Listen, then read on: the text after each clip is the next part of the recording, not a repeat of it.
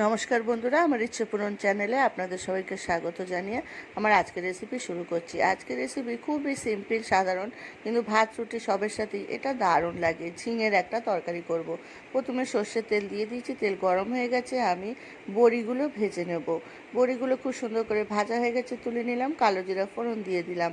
কালো জিরা ফোড়ন দেওয়ার পর আমি ঝিঙে টুকরো করে রেখেছি, সেগুলো দিয়ে দেবো। আমি শুধু ঝিঙে দিয়ে করব, আপনারা চাইলে একটু আলুও দিতে পারেন। আমি এখানে আলু ব্যবহার করব না। ঝিঙেটা দিয়ে দিলাম, দিয়ে খুব সুন্দর করে নাড়াচাড়া করে এতে আমি লবণ আর হলুদ দেব। দিয়ে ঝিঙেটা খুব ভালো করে মজে যাক, তারপরে আমি এটার মধ্যে সামান্য একটুখানি জিরে গুঁড়ো অ্যাড করব।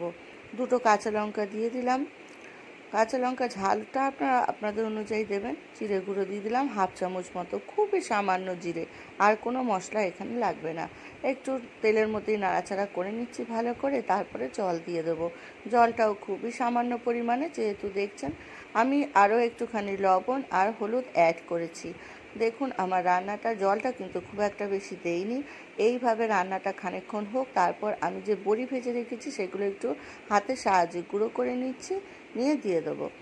তারপরে সেটাকেও আবার খানিকক্ষণ আমি রান্না হতে দেব। খুব সুন্দর টেস্ট হয় এই রান্নাটা। আপনারা অবশ্যই যদি করে থাকেন তো ভালো, না করে থাকলে অবশ্যই বাড়িতে একবার ট্রাই করবেন। ভাত রুটি সবের সাথে খুব সুন্দর লাগে খেতে। আর একটু মিষ্টি ব্যবহার করতে হবে, এই রান্নাটা একটু মিষ্টি মিষ্টি হয়।